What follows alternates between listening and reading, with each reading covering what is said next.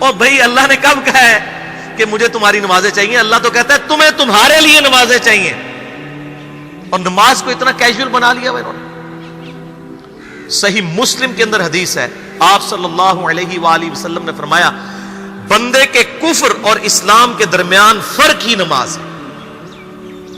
جو نماز پڑھتا ہے وہ مسلمان ہے، اور جو نماز نہیں پڑھتا وہ پاکستان کے شناختی کارڈ میں مسلمان ہے، اللہ کی ڈیفینیشن میں وہ عملاً کافر ہے۔ صحیح مسلم انٹرنیشنل نمبرنگ کے مطابق 246 نمبر حدیث ہے، آپ جا کے پی ڈی ایف کھول لیں، اسلام 360 میں جا کے 246 نمبر حدیث صحیح مسلم کتاب الایمان چیپٹر میں کھول کے دیکھ لیں کہ بندے کے کفر اور اسلام، شرک اور اسلام کے درمیان فرق ہی نماز ہے۔ آپ بے شک اپنے آپ کو مسلمان کلیم کرتے رہے، لیکن وہ شناختی کارڈ والا مسلمان ہے، نکاح طلاق والا مسلمان ہے، اس کا جنازہ بھی پڑھ دیا جائے گا، پیدا ہوگا اذان بھی دے دی جائے گی، اللہ کے حضور وہ مسلمان نہیں ہے، وہ بس کلمے کا ہی ہم احترام کرتے ہیں، ادروائز تو عملاً کافر ہے وہ۔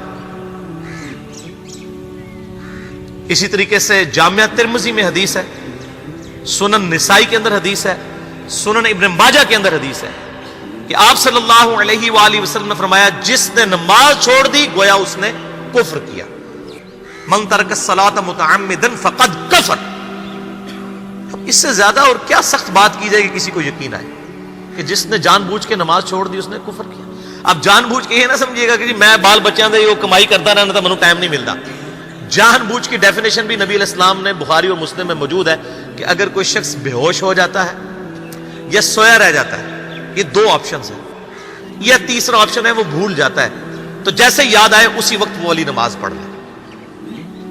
لیکن جو شخص دنیا کو ٹاپ پرائورٹی مانتا ہے، اپنا آفس چھوڑنے کے لیے تیار نہیں، اپنا کلینک چھوڑنے کے لیے تیار نہیں ہے، اور اپنی دکان چھوڑنے کے لیے تیار نہیں ہے نماز کے لیے، تو ظاہر ہے کہ وہ تو اپنے آپ کو دھوکہ دے رہا ہے۔ اللہ تعالیٰ تو اپنے معاملات کے اندر بالکل اسٹریٹ فارورڈ ہے، بالکل یہ ذہن میں رکھ لیں۔ جامعہ ترمذی میں صحیح سند کے ساتھ موجود ہے، عبداللہ بن شفیق تابعی رحمہ اللہ تعالیٰ کہتے ہیں کہ صحابہ کرام علیہم رضوان صرف نماز کے چھوڑنے کو ہی اعمال میں سے کفر سمجھتے تھے، یعنی وہ کسی کو نماز پڑھتا ہوا دیکھتے تھے تو کہتے تھے یہ مسلمان ہے، اور کسی کو نماز پڑھتا ہوا نہیں دیکھتے تھے تو وہ کہتے تھے یہ کافر ہے۔ یہ جامعہ ترمذی ہے، یہ کوئی سٹوری بک نہیں میں سنا رہا آپ کو۔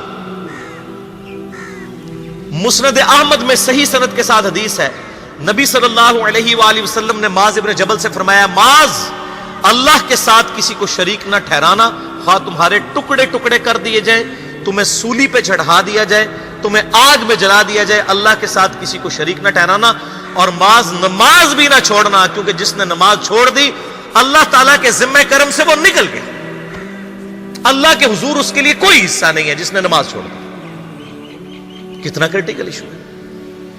اور اسی طریقے سے مسند احمد میں ہی ایک اور حدیث ہے کہ آپ صلی اللہ علیہ وآلہ وسلم نے فرمایا جس شخص نے اپنی زندگی میں نماز کی حفاظت کی، قیامت والے دن وہ نماز اس کے لیے نور ہوگی، نجات ہوگی، اور اس کے حق میں دلیل ہوگی، اور جس نے نمازوں کی حفاظت نہیں کی اس کے لیے قیامت والے دن کوئی نجات، کوئی نور اور کوئی دلیل نہیں ہوگی، الٹا اس کا حشر قارون، فرعون اور ابی ابن خلف کے ساتھ ہوگا، والعیاذ باللہ تعالی۔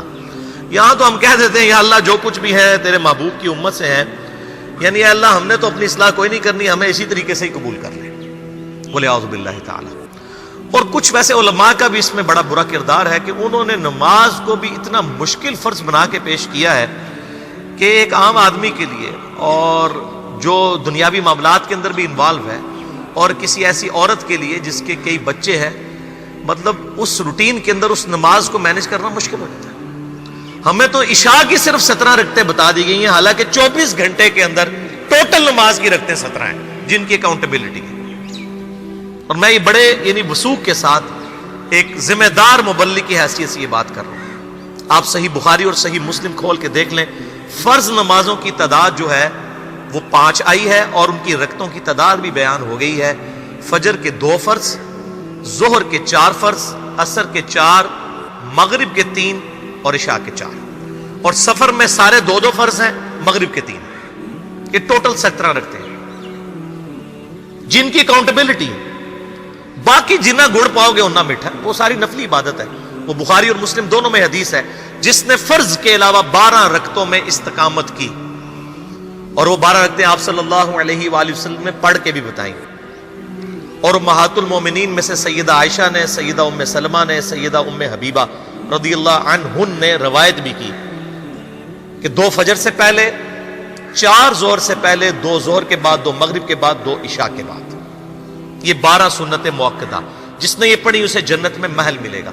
اگر کوئی نہیں پڑھتا تو گناہگاری والا معاملہ کوئی نہیں ہے. اسی طریقے سے اس کے علاوہ ایک اور وطر کی نماز ہے جو سنت مؤکدہ ہے. وہ سیدنا مولا علی رضی اللہ تعالیٰ عنہ علیہ السلام کا قول ہے کہ وطر سنت ہے، سنت ہے، سنت ہے، مگر اسے مت چھوڑو.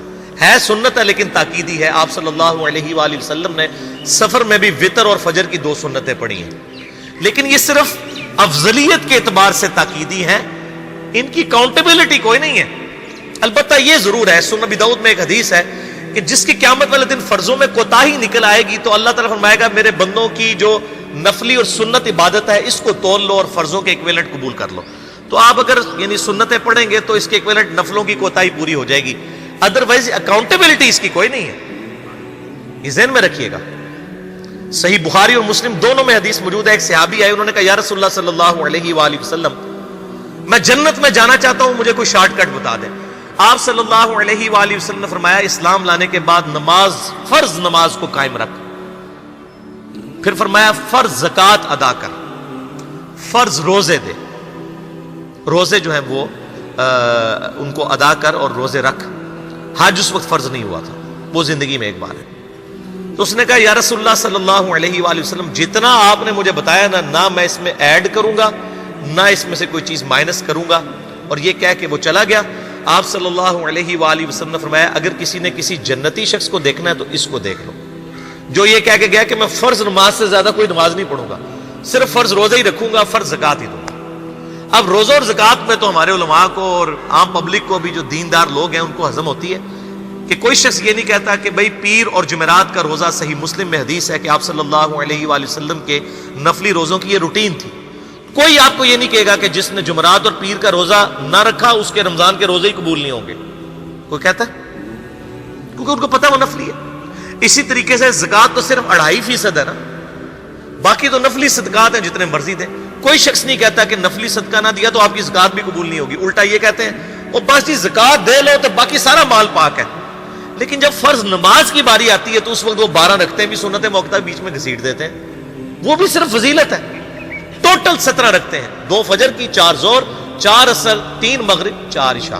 یہ میں کو اپنے لیے گراؤنڈ نہیں بنا رہا، میں تو الحمدللہ اس کے علاوہ بھی نفلی عبادت کرتا ہوں. لیکن میں بتا رہا ہوں خدا کے لیے لوگوں کو دین ایسا مشکل نہ پیش کریں کہ جو نبی علیہ السلام نے امت کو وہ دین نہیں دیا ہوا. اپنی مرضی سے انجیکٹ نہ کریں دین، لوگوں کے لیے مشکلات نہ کھڑی کریں. ان کو فرض نماز تک رکھیں. پھر انشاءاللہ کئی لوگوں کو میں نے اس نے نماز شروع کروائی، انہوں نے سنت نماز بھی، نوافل بھی شروع کر دی ہیں. لیکن آپ کم از کم وہ ڈیٹم لیول تو اچیو کروائیں لوگوں کا. لیکن فرض نماز کی باری آتی ہے کہتے ہیں جی سنتے بھی حصہ ہے. کہاں سے میرے بھائیوں حصہ ہے؟ وہ 17 رکھتے ہیں، سنتیں پڑھیں گے ثواب ہے، نہیں پڑھتے گناہ کوئی نہیں ہے. تو کم از کم فرض تو ادا کریں. اس کے لیے آپ کو ٹوٹل 24 گھنٹے میں میرے خیال ہے 40 منٹ بھی نہیں چاہیے فرض پڑھنے کے. تو اس کے اوپر تو استقامت کم از کم ہم اختیار کریں. اور چھوٹی چھوٹی جو نٹی گٹیز ہیں ان کو تو ہم نے اتنا فالو کیا ہوا ہے، اور فرض نماز کے بارے میں ہم اتنے کیجول ہو جاتے ہیں. تو یہ فرض نماز کی امپورٹنس اس حوالے سے ضروری تھی، اس لیے میں نے ساتھ ہی بیان کر دی.